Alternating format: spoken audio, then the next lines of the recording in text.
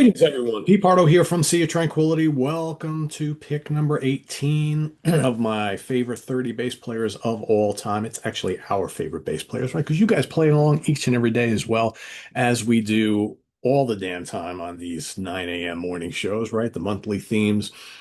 So what we're doing is we're picking out our favorite 30 bass players across all genres for folks who are just joining us for the first time here today.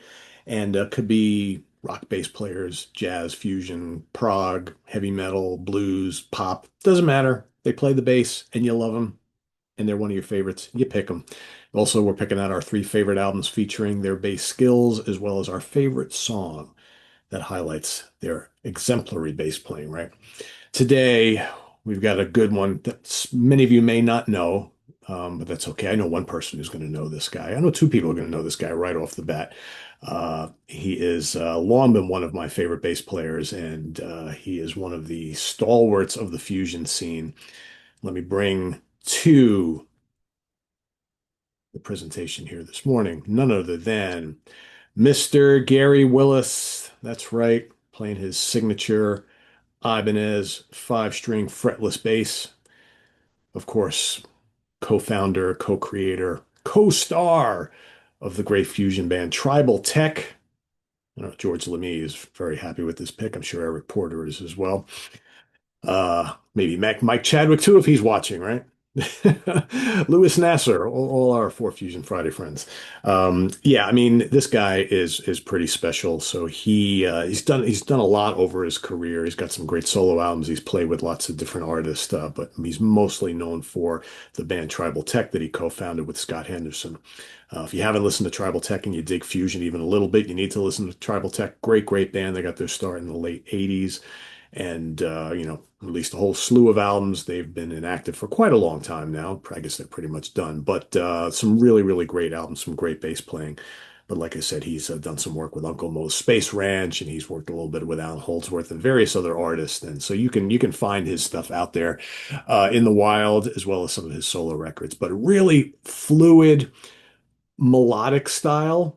He's got a little Jocko in him. He's got a little bit of this, a little bit of that, but he definitely has his own style and he can burn with the best of them.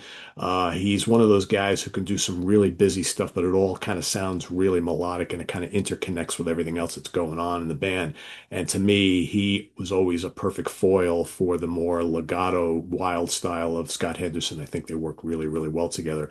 And that's why, so many of those Tribal Tech albums are just so well regarded by so many of us because of the work of the two guys at the top, regardless of who else was in the band. But yeah, so picking three favorite albums was tough. I went back and forth on a lot of them, and it's not necessarily like these are my absolute favorite Tribal Tech albums, but they feature some amazing bass playing from him. So I kind of went back and forth, and I just said, you know what? It almost like it really doesn't matter here. It's like I think the fact that we're given um, him some attention, I think, is really what's important. Is that we talk about someone like a Gary Willis. So I'm going to go all the way back to their Nomad album for my first choice here. It's a classic Tribal Tech album.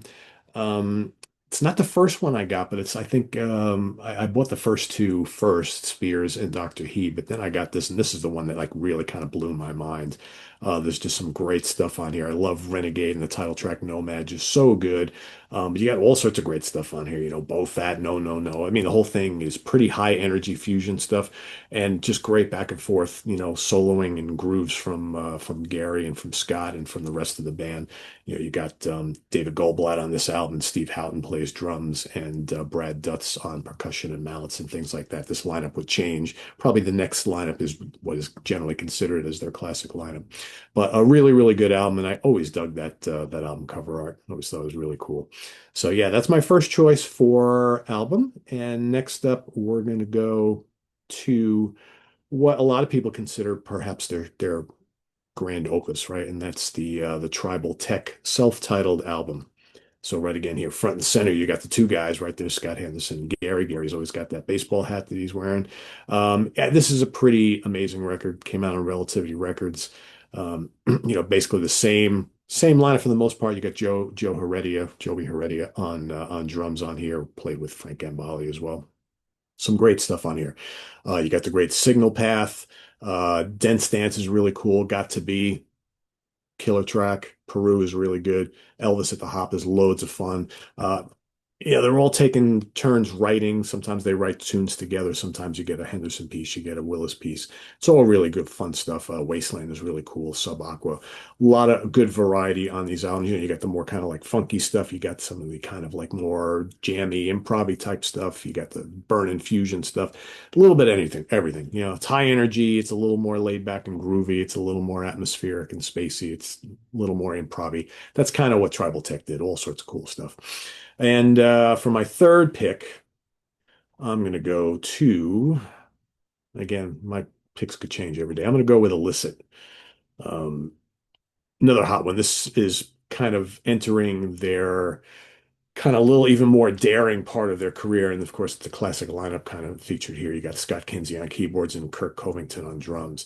They're starting to get into a little bit more, um, wild improv stuff. I think some of Henderson's little blues leanings coming in, but still, it did some great shit on here. I mean, Big Wave is so good, Stupid. Torque is terrific. Root Food is good. Riot is great.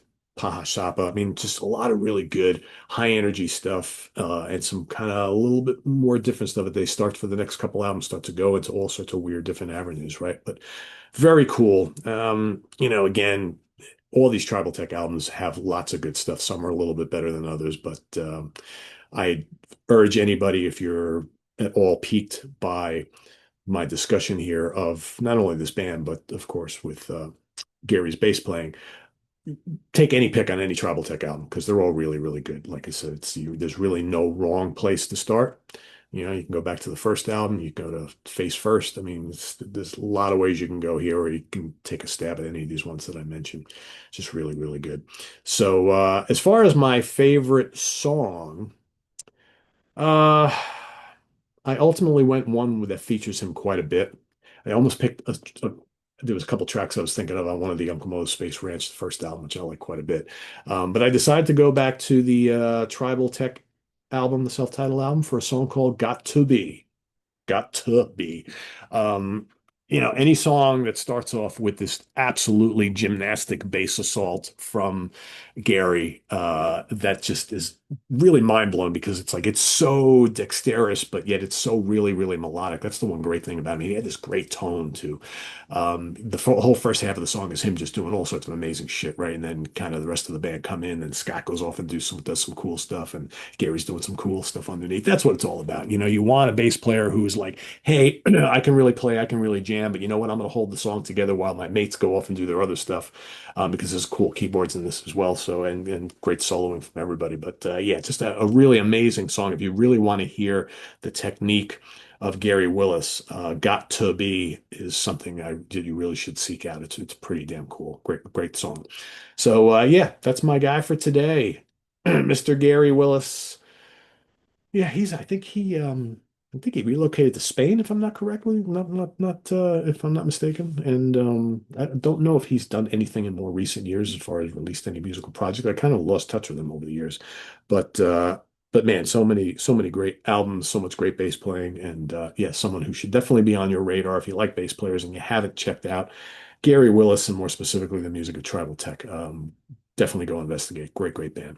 So that's my pick for today. Gary Willis. If you are familiar with him, let us know what you think of Gary down in the comments below.